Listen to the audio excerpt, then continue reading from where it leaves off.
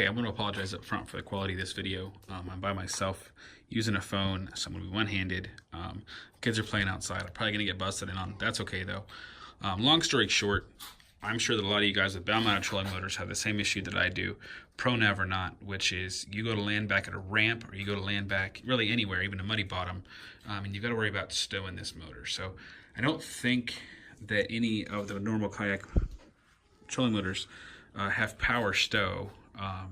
So what I have historically done, a long time ago, I moved my front handle grip from where it had been previously under the mount. I moved it back in here and reinforced it with a piece of aluminum bar stock. And I've never had any issues with that. It was solid before, it's super solid now.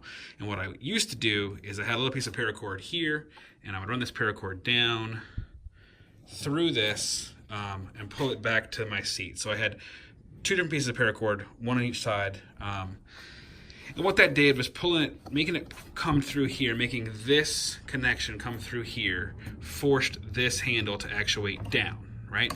So that would unlock the motor, and then once there, I had this piece of para that goes over the motor head, and would come down, and then I would just pull it free. So that's the way I've done it for a long time. Not ideal for a lot of reasons, including that I often forget to actually thread the thing, and then I get out there in the water and I'm out of luck. I don't know about you, but I hate having to ask people to help me stow the silly motor. I just want to make it as simple as possible. So the other day I was doing some other tweaks, and I pulled the side panel off, and I noticed that all this lever does, this up-down lever, is just an angular joint right here that allows this bar to pivot this pin aft, right? This pin right here aft. Sorry, my camera lens is not as wide as I thought it was. So I realized that I don't have to actuate this up down if I can actuate this bar left right. So you can see all I did right here was tie a small piece of paracord. This is literally just an overhand knot with a stopper knot tied on the end of the para because I needed to make this as small as possible. There are a few different iterations of this. I tried it up here. It wants to jam this mechanism. I tried it in here. It's just a pain. I tried a few other things. I tried passing it underneath this bar because there's more space under it. That doesn't work because it doesn't allow it to actuate far enough. Honestly, I could just totally remove this piece. That would probably be the easiest thing to do. I don't know about you. I would then be guaranteed to lose this piece forever and ever and ever and ever. And if I ever wanted to use this in any other application, I would be out of luck. Well, I could probably 3D print that, but I would rather not.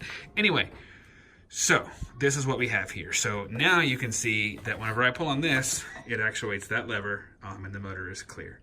So the other issue with the PowerDrive system is that the steering collar up here is really very shallow. So it's locked in right there and it's popped free right there. So you can see that the locking collar is really not very big. So the issue that I would have is that I would unlock the motor and I would pull the head up. And now it's not going to do it because I only got one hand. I would unlock the motor.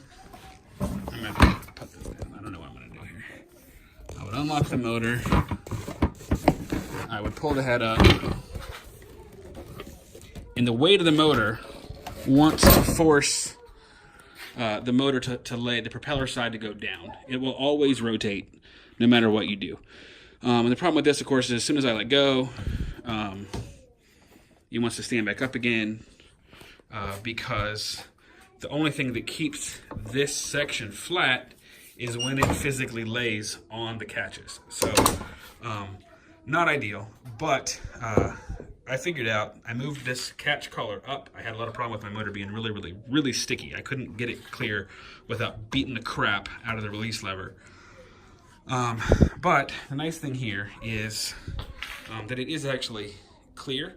The other benefit here is that this is still on a free pivot as long as this is unlocked. So once this is down here in this position, I just made this piece of paracord. I'm going to get in the way of my trailer here. I'm sorry.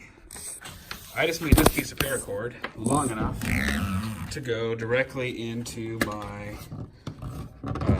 side cleat. I recognize that some of you don't have a side cleat. This is a 16, I think. I still have the high-low seat. No, you can't have it. if you don't have the side cleat, honestly, you've still got the catch up here. Apologies for that, I accidentally stopped the video with the power button.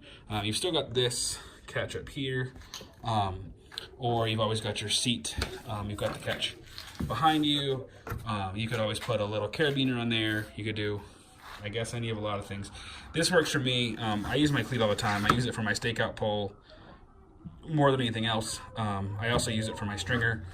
We go catch a lot of invasive catfish, and it's not uncommon for me to have up to 200 pounds of fish on a stringer. So I use the cleat all the time, and actually at first I thought I was going to hate not having the side handle, but honestly I prefer the cleat. So the nice part is, from here the motor is stowed. It can't possibly get in the way, and my deck is still clear. I can still land, I can still paddle if I have to, even if I've got fish in the boat. That's no problem. And it works awesome for me. So it's still kind of janky. I understand there's paracord. I might at some point run it inside the body of the boat, although realistically I'll never do that because I don't like drilling holes in the boat. But if you have any other questions about the primitive setup, or about having the wiring done, or having the padding done, or whatever, feel free to give me a shout. I hope that that is helpful to someone. Thanks very much. One more thing that I just want to point out real quick. When you put the side panel back on, it is important that this piece of pair, or whatever cable you use, honestly, I could take a piece of interior strand out of this and it would be plenty strong enough. It's just important that you put that piece of cable over this handle, or you won't get enough range of motion for it to actuate. Sorry that my child is banging his scooter into the garage door. Again, if you have any questions, feel free to give me a shout. Thanks. Just as a sample, this is what that looks like. Works awesome. Have a good one.